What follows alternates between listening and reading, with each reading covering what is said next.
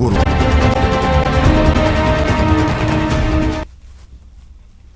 20 minute में 20 खबर में आपका स्वागत है और मैं हूं आपके साथ आरजू साईं। हम अगले 20 मिनट में आपको देश दुनिया की 20 ऐसी खबरें बताने वाले हैं जो इस वक्त ना केवल सुर्खियों में हैं बल्कि दिलचस्प और अहम भी हैं। तो शुरू करते हैं 20 मिनट में 20 खबरों का सिलसिला। सबसे पहले देखते हैं राजस्थान की कौन कौन सी खबर इस वक्त अहम है।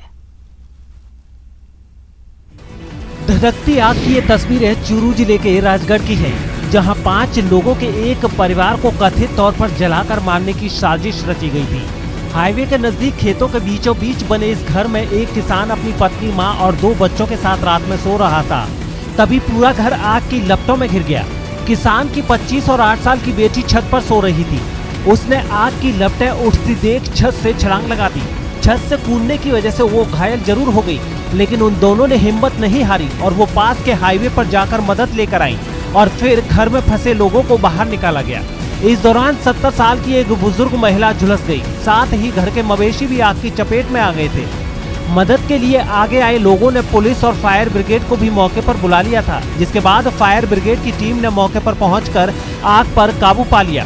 साथ ही जख्मी हुए लोगों को इलाज के लिए अस्पताल में भी भर्ती करा दिया गया। इस किसान का कहना है कि गाँव के कुछ लोगों की उनसे पुरानी दुश्मनी है। इसी दुश्मनी की वजह से उनके परिवार को खत्म करने के लिए उनके घर को आग लगाई गई है। 5 तारीख को मैं कोर्ट में गए थे, उसमें वीर सिंह, एक बालान का नाथ है, अंग्रेज नाथ, एक बटोड़ का कोई पुनिया है, मैं नाम नहीं जानता। उन्होंने मेरे को धमकी दी थी कि बोल तू वहाँ बैठा है ना, तेरे को उसी में आग लगा देंगे जला के। बीकानेर में बुधवार देर रात्रि खाजूवाला रावला हाईवे पर 2 ट्रकों की आमने सामने से भिड़ंत हो गई, जिसमें एक ट्रक का ड्राइवर गंभीर रूप से घायल हो गया। इन तस्वीरों को देखकर अंदाजा लगा सकते हैं कि ट्रकों की टक्कर किस कदर हुई होगी और उस वक्त इनकी रफ्तार कितनी होगी। बताया जा रहा है कि एक ट्रक खाजूवाला से रावला की तरफ जा रहा था, तो दूसरा ट्रक रावला से खाजूवाला की तरफ आ रहा था। इतने में खाजूवाला से रावला की तरफ जा रहे ट्रक ड्राइवर ने तेज गति और लापरवाही से ट्रक चलाते हुए दूसरे ट्रक को टक्कर मार दी, जिससे ट्रक की ट्रॉली दूसरे ट्रक के कैबिन में भिड़ने से कैबिन बुरी तरह से क्षतिग्रस्त हो गया। इस कैबिन में ट्रक का ड्राइवर फंस गया, जिसे बाद में पुलिस वालों ने कैबिन काटकर बाहर निकाला। इस टक्कर के बाद रावला जा रहा ट्रक ड्राइवर अपने ट्रक को लेकर भागने लगा, जिसे करीब 6 किलोमीटर दौड़ाने के बाद पुलिस ने पकड़ लिया। इस हादसे में जख्मी हुए ड्राइवर की हालत गंभीर है और उसे बेहतर इलाज के लिए बीकानेर पीबीएम अस्पताल रेफर किया गया है। कोरोना की दूसरी लहर में तेजी से संक्रमण की चपेट में आ रहे जोधपुर के अस्पतालों में मरीजों का इलाज करने वाले जीवन रक्षक उपकरण ही अब उनके लिए खतरा बन गए हैं। दरअसल यहां आए वेंटिलेटर खराब होने लगे हैं। मरीजों को लगाए जाने वाले इन वेंटिलेटर्स के सेंसर के साथ साथ दूसरे उपकरण भी खराब हो रहे हैं। इससे डॉक्टर्स को गंभीर मरीजों की सांसें थमने का डर सताने लगा है। आपको बता दें कि ये वही 100 वेंटिलेटर्स हैं जिन्हें पिछले साल डॉक्टर एसएन मेडिकल कॉलेज को पीएम केयर फंड से मिले थे। इन 100 वेंटिलेटर्स में से 30 का उपयोग कुछ दिनों बाद अस्पताल के आईसीयू में होने लगा। इस दौरान ये वेंटिलेटर काम करते करते बंद होने लगे। इसके बाद अस्पताल के डॉक्टर्स ने अस्पताल अधीक्षक को पीएम केयर के सभी वेंटिलेटर्स का उपयोग रोकने की मांग की। बताया जा रहा है कि पीएम केयर फंड से मिले वेंटिलेटर्स के खराब होने की शिकायत पूरे प्रदेश से मिल रही है। कुछ दिनों पहले सीएम अशोक गहलोत के सामने भी इन खराब वेंटिलेटर्स की समस्या को बताया गया था। उसके बाद सीएम अशोक गहलोत ने प्रदेश के सभी मेडिकल कॉलेजों से इनकी रिपोर्ट भी मंगवाई है। नारेबाजी कर रहे ये लोग राजस्थान विश्वविद्यालय के पत्रकारिता एवं जनसंचार विभाग के एमए प्रथम सेमेस्टर्स के स्टूडेंट्स हैं। राजस्थान विश्वविद्यालय के कुलपति सचिवालय के सामने प्रदर्शन कर रहे इन स्टूडेंट्स का कहना है कि विश्वविद्यालय प्रशासन ने एक आदेश जारी कर 9 अप्रैल तक प्रथम सेमेस्टर के सभी विद्यार्थियों को बकाया 9,077 रुपए की फीस जमा करवाने का आदेश दिया है। इस आदेश के साथ ही ये भी लिखा गया है कि कोर्स की पूरी फीस 16,987 रुपए थी, लेकिन प्रवेश के समय 7,910 रुपए ट्यूशन फीस ही ली गई थी। ऐसे में बकाया फीस विद्यार्थियों को 9 अप्रैल तक जमा करवानी होगी। इन छात्रों का विरोध इस बात को लेकर है कि जब फीस का प्रोस्पेक्टस जारी किया गया था उस समय उसमें फीस 7,910 रुपए ही दिखाई गई थी, लेकिन अब क्यों फीस बढ़ाई गई है? अजमेर डिस्कॉम के मदार सब डिविजनल की जिम्मेदारी अब महिलाओं के हाथों में सौंप दी गई है।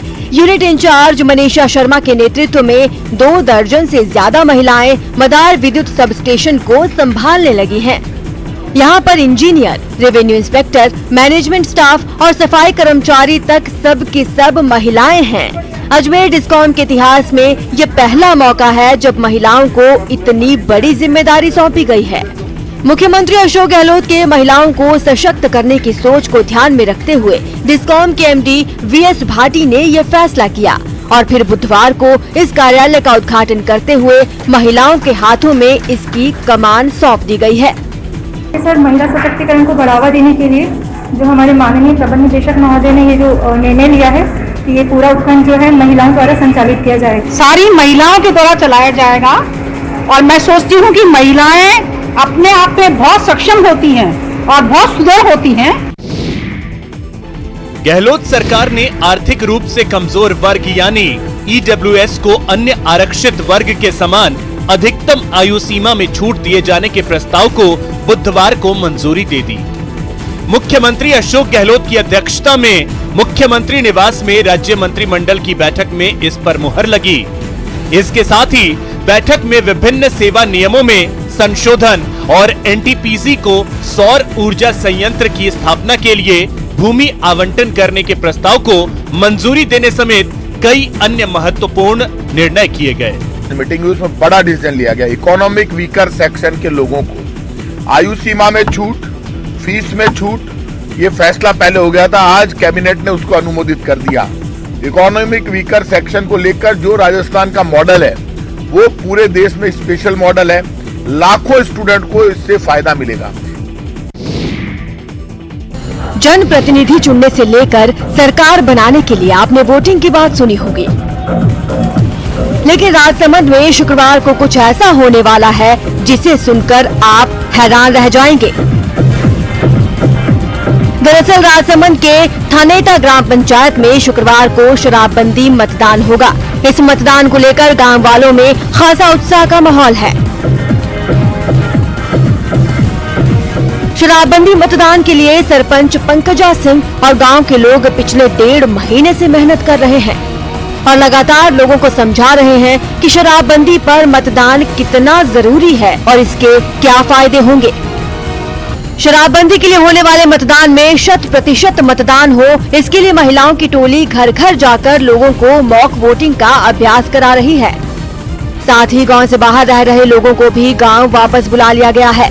खास बात यह है कि शराबबंदी के लिए मतदान का सिलसिला आगे भी जारी रहेगा और आसपास की पंचायत में भी इस तरह के मतदान कराए जाएंगे। अब महिला में फिर से उत्साह जागा है, उनमें वापस खुशी की लहर दौड़ी है कि हमें तारीख मिल गई है। अब हम पक्का बराबर ग्राम पंचायत शराब से मुक्त हो पाएगी और हम हमारे जीवन अच्छा जी पाएंगे। 18 की खबर का असर, लक्षित को मिलेगा जन्म प्रमाण पत्र। याद है ना 22 मार्च 2021 की तस्वीर, जब हैदराबाद से जयपुर आने के दौरान लक्षित का जन्म 33,000 फीट की ऊंचाई पर इंडिगो की फ्लाइट में हुआ। तस्वीरें वायरल हुई। लक्षित को दुनिया भर से आशीर्वाद भी मिला। इंडिगो की तरफ से आजीवन फ्री में यात्रा की सौगात भी मिली थी, लेकिन आज इस लक्षित को बर्थ सर्टिफिकेट के लिए अजमेर के रहने वाले इसके माता पिता ऑफिस के चक्कर लगाने को मजबूर हो गए थे। न्यूज़ 18 पर खबर दिखाए जाने के बाद लक्षित को उसका हक मिल गया है। जल्द ही उसका जन्म प्रमाण पत्र बन जाएगा। दरअसल 22 मार्च को इंडिगो की फ्लाइट से ललिता हैदराबाद से जयपुर आ रही थी। इसी दौरान फ्लाइट में ललिता को प्रसव पीड़ा हुई। इंडिगो क्रू मेंबर और ऑन बोर्ड डॉक्टर की मदद से सफल डिलीवरी करवाई गई। मां कैला देवी के भक्तों के लिए ये बड़ी खबर है। श्रद्धालुओं के लिए मंदिर के कपाट बंद कर दिए गए हैं। साथ ही चैत्र नवरात्र के मौके पर लगने वाले लक्खी मेले को भी रद्द कर दिया गया है। गुरुवार की सुबह मंगला आरती के बाद मंदिर में श्रद्धालुओं का प्रवेश रोक दिया गया। मंदिर के कपाट बंद करने का ये फैसला कोरोना महामारी के संक्रमण के बढ़ते असर को देखते हुए किया गया है। आपको बता दें कि श्री कैला देवी टेम्पल ट्रस्ट के प्रबंधक महेश चंद्र शर्मा ने एक पत्र जारी कर ये अपील की है कि कोरोना महामारी का प्रकोप फिर से भयंकर रूप ले चुका है।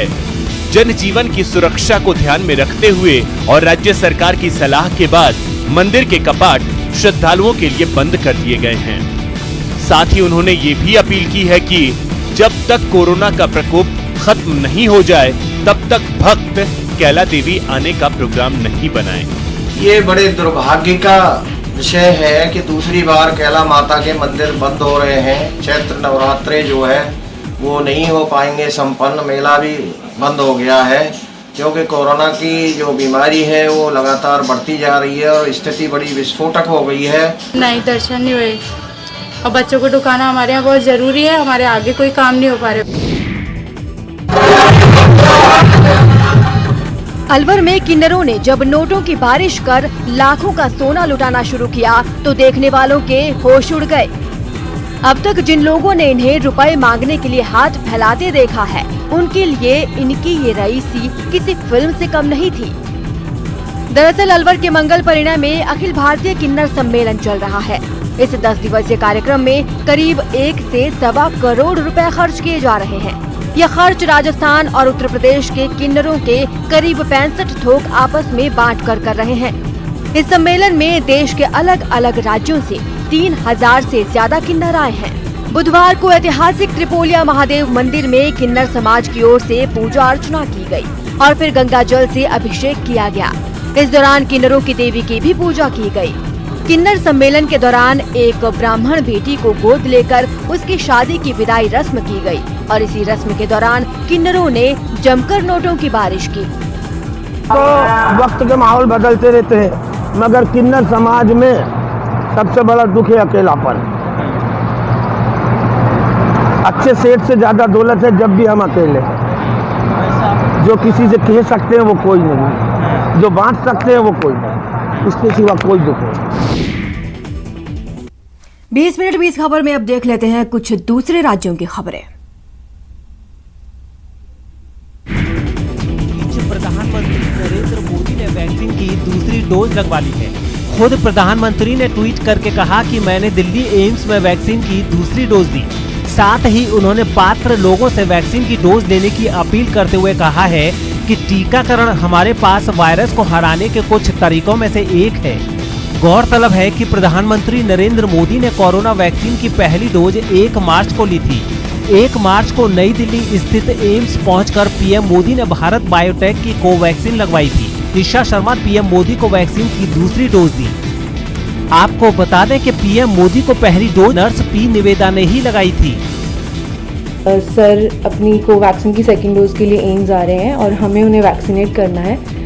तो हमने उनको वैक्सीन की सेकेंड डोज दी और हमें बहुत अच्छा लगा उनसे मिलके।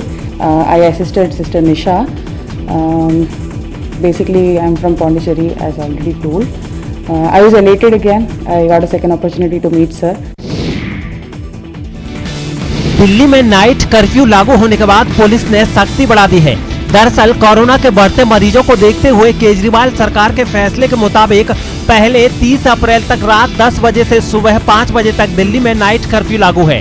केजरी सरकार के इस फैसले के बाद से राजधानी के चप्पे चप्पे पर पुलिस वाले तैनात हो गए हैं और वो इस बात का पूरा ख्याल रख रहे हैं कि लोग दिल्ली सरकार के इस आदेश के विरुद्ध जाकर इधर उधर ना घूमें। जिसकी एक तस्वीर कनॉट प्लेस से भी सामने आई, जहां कई जगहों पर सड़क पर बैरिकेडिंग कर रास्ते को संकरा कर दिया गया और उन बैरिकेड के पास पुलिस वाले खड़े दिखे, जिन्होंने वहां से गुजरती हर गाड़ी पर नजर बनाए रखी। जहां गड़बड़ी लगी वहां उन गाड़ियों को रोका भी गया।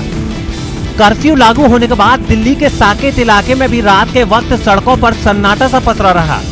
देर रात तक खुली रहने वाली दुकानों के शटर बंद दिखे। कोविड की सिचुएशन देखते हुए जो ये निर्णय लिया गया है उसका पालन करें। कुछ इसी तरह के हालात राजधानी के दूसरे इलाकों में भी देखने को मिले। अशोक नगर में पुलिस वालों ने सड़कों पर घूम घूम कर लोगों से नाइट कर्फ्यू के दौरान घर में रहने की अपील भी की। किसी ने इस आदेश को नहीं माना तो उसके खिलाफ कानूनी कार्रवाई की जाएगी। नाइट कर्फ्यू लागू होने के दौरान राजधानी की सड़कों पर ट्रैफिक भी कम ही दिखा। कोरोना वायरस की रोकथाम के लिए जारी किए गए नए दिशा निर्देशों के बाद मुंबई के सभी समंदर तटों पर सन्नाटा पसर गया है। महाराष्ट्र सरकार ने 30 अप्रैल तक लोगों के किसी भी समंदर तट पर जाने पर रोक लगा दी है, जिसका असर मुंबई की जुहू चौपाटी पर भी देखने को मिला। आम दिनों में जिस चौपाटी पर पैर रखने तक की जगह नहीं मिलती, वहां परिंदे आराम फरमाते दिखे, इंसान तो वहां दूर दूर तक कहीं नजर नहीं आया। किस तरीके से सन्नाटा छाया हुआ है, यहाँ पर आपको लोग नहीं दिखाई देंगे। जुहू चौपाटी पर मौजूद दुकानें भी राज्य सरकार के नए दिशा निर्देशों के बाद बंद हो गई। इन हालातों में वहां काम करने वालों की हिम्मत फिर जवाब दे गई। कंडीशन खराब है हर एक की, तो आगे हम करें क्या। कुछ इसी तरह के हालात सांता क्रूज चौपाटी के भी मिले। लोगों को अंदर जाने से रोकने के लिए बाहर जगह जगह पुलिस वाले तैनात दिखे। मुंबई में छोटे छोटे व्यापारियों का राज्य सरकार के खिलाफ गुस्सा फूट पड़ा है। कोरोना को फैलने से रोकने के लिए वहां जगह जगह दुकानें बंद कराई गई, जिस पर बवाल खड़ा हो गया। ऐसे ही बवाल की कुछ तस्वीरें कांदीवली से भी सामने आई। वहां कई व्यापारी सड़क पर उतर आए और उन्होंने सरकार के विरोध में प्रदर्शन किया। दुकानें बंद कराई गई है सरकार द्वारा, पुलिस द्वारा, उसका विरोध करने के लिए कांदीवली के तमाम सारे दुकानदार निकले हैं। व्यापारी भड़के तो बीजेपी को भी इस मुद्दे पर महाराष्ट्र सरकार को घेरने का मौका मिल गया। सरासर तानाशाही है, ये गलत है। इस मसले पर राजनीति गरमाने पर कांग्रेस ने भी बीजेपी पर पलटवार किया। टीकाकरण के डोज भी महाराष्ट्र सरकार को ज्यादा दिए जाए। महाराष्ट्र में जिस तरह से कोरोना संक्रमण तेजी से फैल रहा है, ठीक वैसे ही लोगों की परेशानी और सियासी लोगों की पैंतरेबाजी भी बढ़ने लगी है। कोरोना वैक्सीन को दूसरे देशों को भेजे जाने के विरोध में दिल्ली में आम आदमी पार्टी के कार्यकर्ताओं ने जोरदार प्रदर्शन किया। आपने देश में हर उम्र के लोगों को कोरोना का टीका मुहैया कराने की मांग की और सड़क पर उतरकर जोरदार प्रदर्शन किया। आप नेता सौरभ भारद्वाज की अगुवाई में पार्टी कार्यकर्ता बीजेपी मुख्यालय का घेराव करने के लिए निकल पड़े। हालांकि पुलिस ने बैरिकेड लगाकर इन लोगों को रास्ते में ही रोक लिया। इसे वैक्सीन लोगों को लगाई जाए। लगातार आम आदमी पार्टी अब सड़क पर उतर आई है इस मुद्दे को लेकर। सौरभ भारद्वाज ने भी वैक्सीन के मुद्दे पर केंद्र सरकार पर सवाल उठाए और वैक्सीन को बाहर भेजे जाने के बजाय देश के सभी लोगों को टीका लगाए जाने की मांग की। एक्सपोर्ट की जा रही है, दूसरे देशों में दी जा रही है और लोगों को वंचित रखा जा रहा है। जवाब में बीजेपी ने भी पलटवार किया और आम आदमी पार्टी पर कोरोना के नाम पर ओछी राजनीति करने का आरोप लगा दिया। कल तक भारत की वैक्सीनेशन के खिलाफ प्रचार कर रहे थे, भ्रम पैदा कर रहे थे और आज भी ये डर पैदा कर रहे हैं। कोरोना का खतरा बढ़ने के बाद देश में हर उम्र के लोगों को टीका लगाए जाने की मांग भी तेज हुई है। हालांकि हालात बिगड़ते देख फिलहाल कोरोना वैक्सीन का निर्यात रोक दिया गया है ताकि देश में वैक्सीन की कमी पूरी की जा सके। कोरोना काल में हो रहे महाकुंभ के दौरान पुलिस कर्मियों और अर्धसैनिक बलों ने मानव श्रृंखला के जरिए मास्क की आकृति बनाई। गौरीशंकर स्थित पार्किंग में बुधवार को पुलिस और अर्धसैनिक बलों के जवानों ने एक कार्यक्रम के दौरान मास्क की आकृति बनाकर 2 गज दूरी मास्क है जरूरी का संदेश दिया। मास्क की आकृति बनाने के दौरान Kumbh Mela police, SDRF Uttarakhand police, PAC, ATS Uttarakhand, Uttar Pradesh police की PAC के जवान, Rajasthan home guard, CRPF, ITBP, CISF, BSF, NSG, SSB के जवान भी मौजूद रहे। ये आकृति खुद और दूसरों को इस संक्रमण से बचाने के लिए लोगों को जागरूक करने के लिए बनाई गई। खास बात ये है कि इस मानव श्रृंखला को इंडिया बुक ऑफ रिकॉर्ड में भी दर्ज किया गया है। सरकार की गाइडलाइन का पालन करते हुए कोरोना को भगाएंगे, यही सबका एक उद्देश्य है। तो आप सबसे यही कहता हूँ, ये एक सराहनीय कार्य है। आज इतने हजारों की संख्या में एक श्रृंखला बनाई गई, इससे जन जागरण पूरे विश्व में जाता संदेश। तरह का विश्व कीर्तिमान रिकॉर्ड दर्ज हुआ है, लेकिन जो मूल भावना है कि मानव श्रृंखला के माध्यम से मास्क की आकृति दी गई है, इस वजह से कि लोगों में अवेयरनेस फैले। और जिस तरह से कुंभ मेले का आयोजन अभी संक्रमण दर भी बढ़ रही है, किया जा रहा है, उसमें बहुत जरूरी है कि लोग संक्रमण से बचे। उत्तर प्रदेश के कई जिलों में गेहूं की फसल में आग लग गई, जिससे किसानों को भारी नुकसान का सामना करना पड़ा। ये हादसा तब हुआ जब फसल कटने को तैयार थी, लेकिन उससे पहले ही आग ने उसे जलाकर राख कर दिया। सबसे खौफनाक तस्वीरें उत्तर प्रदेश के कुशीनगर से सामने आई हैं, जहां पकी फसल भीषण लपटों में धधकती दिखी। बताया गया है कि फसल की कटाई कर रही एक मशीन से निकली चिंगारी से यह आग भड़की और देखते ही देखते पूरे खेत में फैल गई। हादसे के वक्त मशीन पर एक आदमी भी बैठा दिखा, जो जैसे तैसे अपनी जान बचाकर वहां से भागा। इसके बाद किसानों की आंखों के सामने ही उनकी महीनों की मेहनत से उगाई फसल मिट्टी में मिल गई।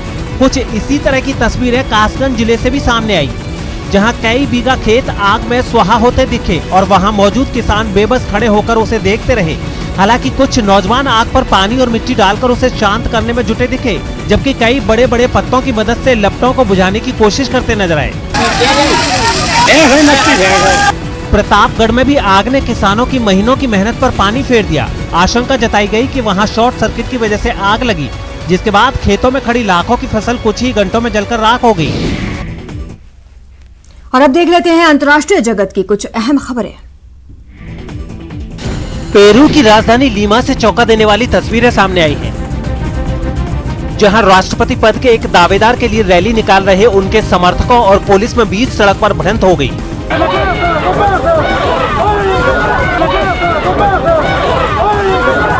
पेरू में राष्ट्रपति चुनाव 11 अप्रैल को होंगे, लेकिन उससे पहले एक पार्टी के सैकड़ों समर्थक सड़कों पर उतर आए और रैली निकालने लगे। इन्हीं प्रदर्शनकारियों को रोकने पर उनके और पुलिस के बीच झड़प शुरू हो गई। पुलिस ने बल का इस्तेमाल करते हुए उन्हें खदेड़ने की कोशिश की, लेकिन इस कार्रवाई में एक महिला घायल हो गई।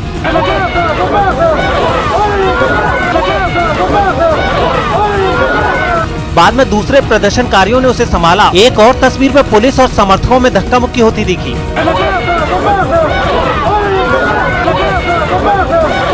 पुलिस ने आरोप लगाया है कि लोगों ने कोरोना नियमों को तोड़कर रैली निकाली, जबकि उन्होंने इन आरोपों को सिरे से खारिज कर दिया। लोगों की भारी संख्या को देखते हुए पुलिस कई गाड़ियों और मोटरसाइकिल पर सवार होकर वहां पहुंची और काफी मशक्कत के बाद उन्हें तितर बितर कर दिया। इससे पहले समर्थकों का हुजूम हाथों में झंडे लेकर शहर के इलाके से दूसरे इलाके तक मार्च करता दिखा। यूरोपीय देश यूक्रेन ने अलगाववादियों से चल रही जंग में बीते 24 घंटे में अपने 2 सैनिकों के मारे जाने का दावा किया है। यूक्रेन की सेना पिछले 7 साल से रूस के समर्थन वाले अलगाववादियों से आमने सामने है और बीते कुछ हफ्तों से उसके पूर्वी इलाके में तनाव काफी बढ़ गया है, जिसका सबूत पेश करती तस्वीरें विवाद की जड़ बने उस क्राइमिया से सामने आई हैं, जो कागज पर तो यूक्रेन का हिस्सा है, लेकिन उस पर रूस की सेना ने कब्जा जमाया हुआ है। वीडियो में वहां रूस के सैनिकों की तैनाती भी ज्यादा दिखी। आसमान में हेलीकॉप्टर मंडराते नजर आए और जैसे ही वो जमीन पर उतरे, आक्रामक जवानों ने तुरंत मोर्चा संभाल लिया। सिर्फ बंदूकें ही नहीं, एंटी टैंक गाइडेड मिसाइल और बख्तरबंद गाड़ियां भी वहां मौजूद दिखी। वहीं यूक्रेन के लुहांस्क इलाके में भी टैंक अभ्यास करते नजर आए। ये सैनिक उस इलाके में मारे गए जहां यूक्रेन रूस के समर्थन वाले अलगाववादियों के खिलाफ अभियान चला रहा है। मिसेस श्रीलंका वर्ल्ड कंटेस्ट में बीच स्टेज पर दर्शकों के सामने लाइव कार्यक्रम में ऐसा हाई वोल्टेज ड्रामा हुआ कि प्रतियोगिता की घोषित विजेता ही बदल दी गई। हुआ ये कि मिसेस श्रीलंका वर्ल्ड 2020 की विजेता के तौर पर पुष्पिका डी सिल्वा के नाम का ऐलान हो गया। उनके सिर पर ताज भी पहना दिया गया। उन्होंने सबसे बधाई भी ले ली, सभी का शुक्रिया अदा भी कर दिया। लेकिन कुछ ही देर बाद इस खिताब की पिछली विजेता ने एक घोषणा की और पूरा सीन ही पलट गया। There is a rule that you all have to be married and not divorced. So the crown goes to the first runner-up. इसके बाद तो स्टेज पर ऐसी घटना हुई जो दुनिया के किसी भी ब्यूटी पेजेंट के इतिहास में शायद इससे पहले कभी नहीं हुई। जो ताज चंद मिनट पहले बड़ी इज्जत के साथ पुष्पिका डी सिल्वा के सिर पर सजाया गया था, वो उनके सिर से खींचकर जबरदस्ती उतारा जाने लगा। इस बीच स्टेज पर एक दूसरी महिला भी आई और ताज को पुष्पिका डी सिल्वा के सिर से खींचने लगी। वो उनसे बहस करती हुई भी दिखी और फिर जैसे ही ताज उतरा, उसे पहली रनर अप को पहना दिया गया और खून का घूंट पीकर पुष्पिका स्टेज से तुरंत चली गई। हालांकि बाद में साफ हुआ कि पुष्पिका तलाकशुदा नहीं है, बल्कि अपने पति से अलग रहती हैं, जिसके बाद मिसेज श्रीलंका वर्ल्ड का खिताब उन्हें लौटा दिया गया।